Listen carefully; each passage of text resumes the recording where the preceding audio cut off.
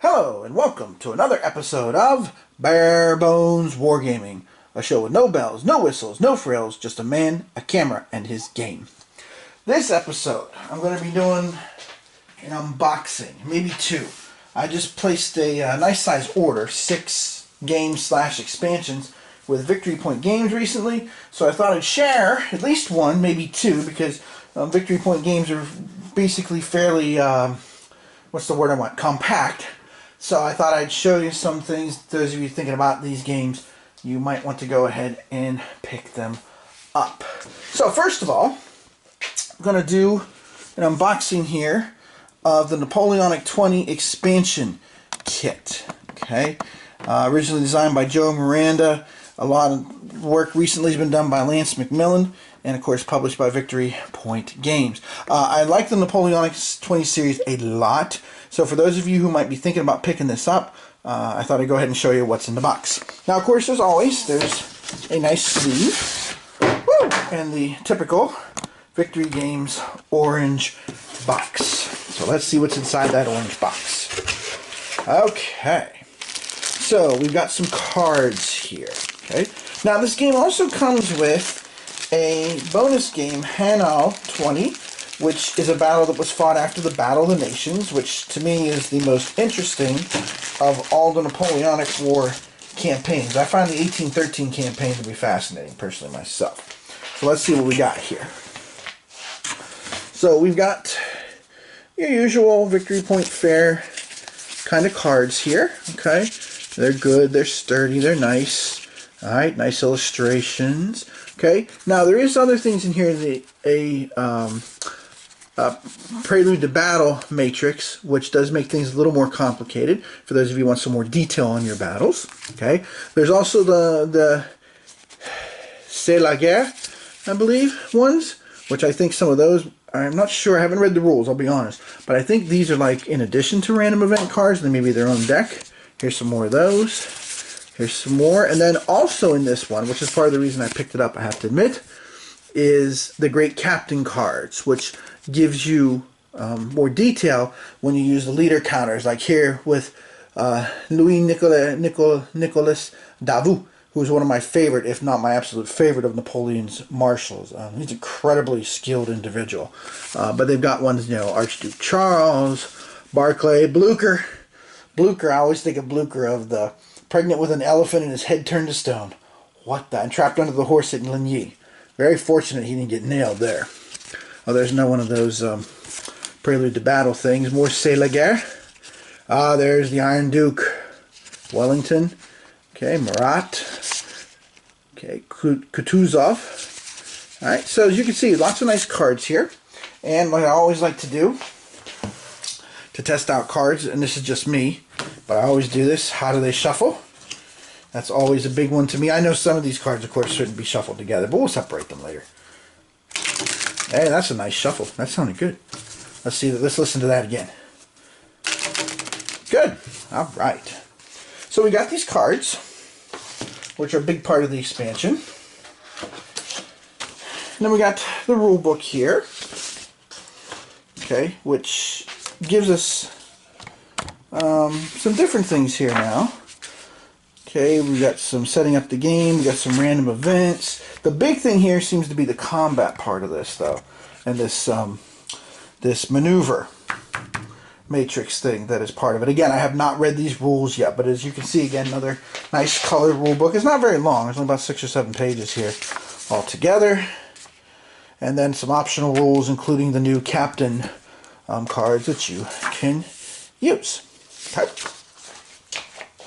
And then for the actual game itself here,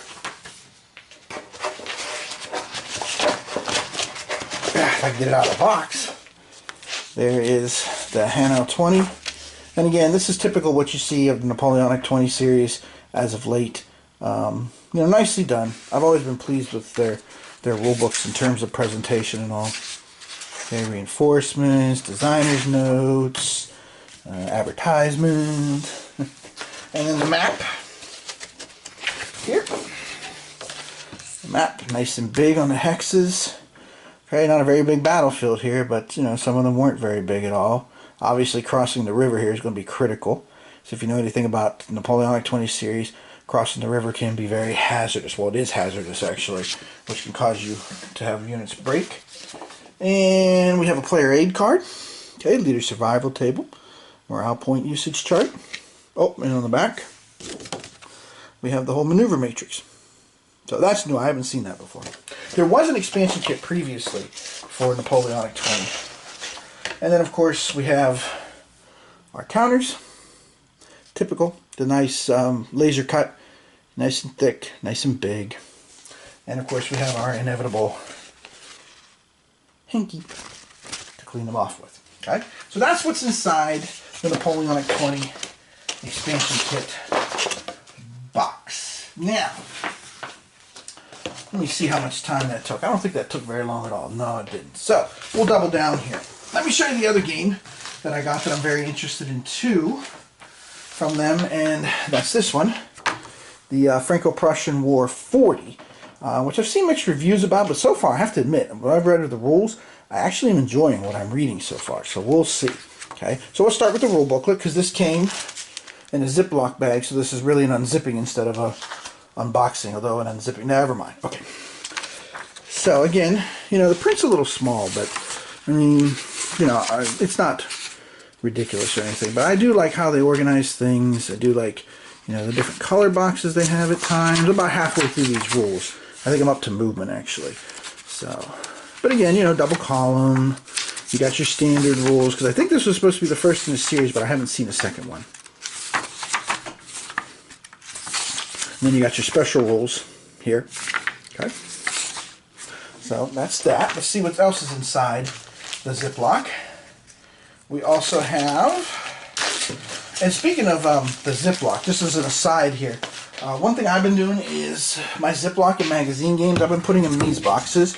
You can buy them in quantities of 50 on Amazon. They're not very expensive. Somebody mentioned it in the thread on Board Game Geek before, and this is what I've been using. I usually fit 2 games in, sometimes 3, depending on how many counters there are and how complicated there are. So just as a side note there.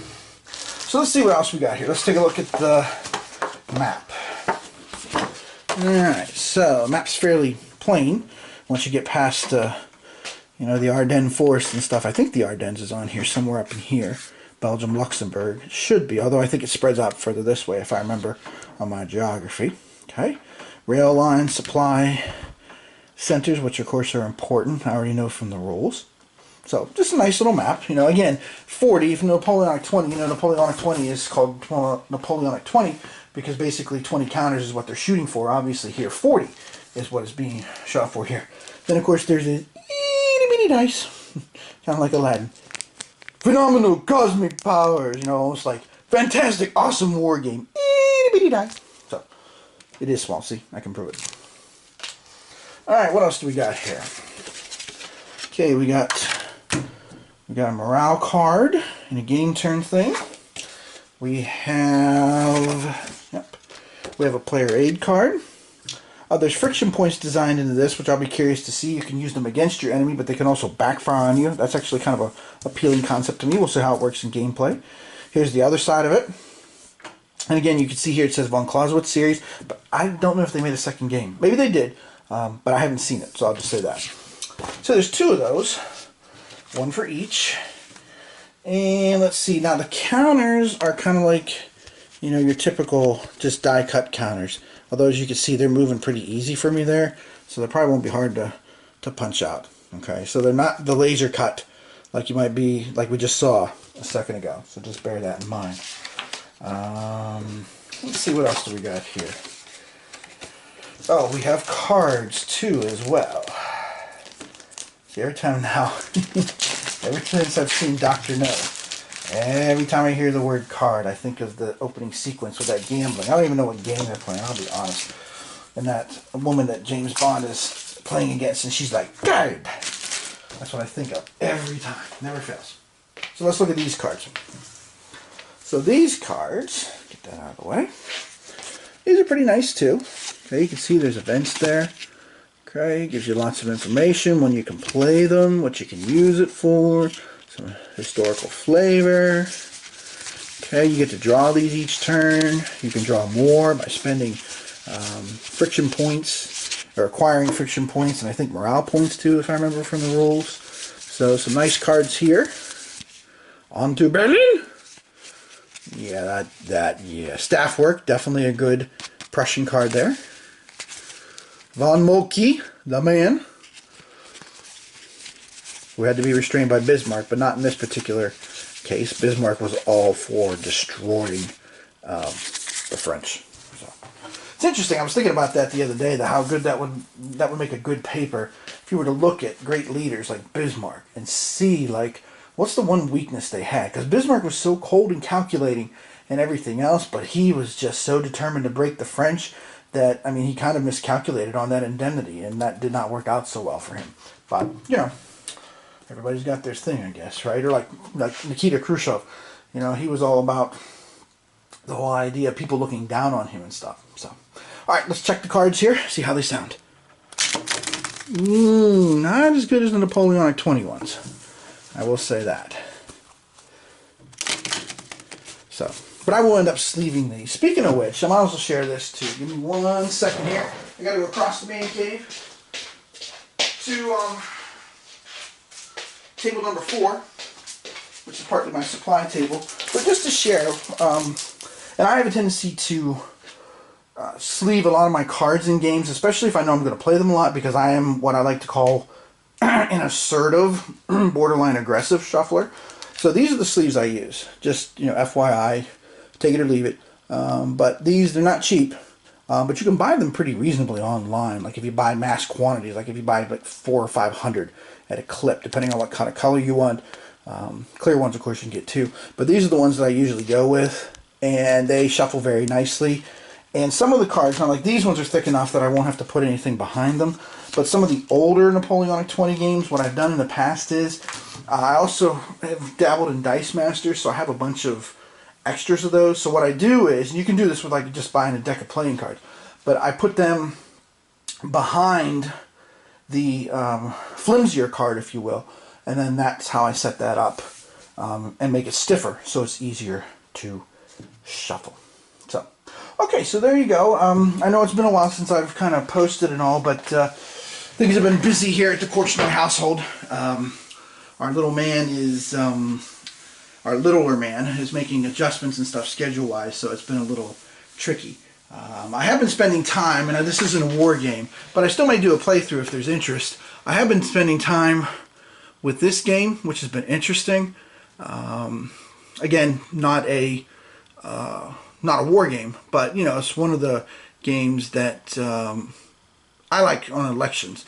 I've enjoyed it. It's very tough at times, but I've also come up with some house rules to kind of make it, you know, if you want to play a little easier mode, so to speak, and stuff. So it's been enjoyable. I've been having fun with that.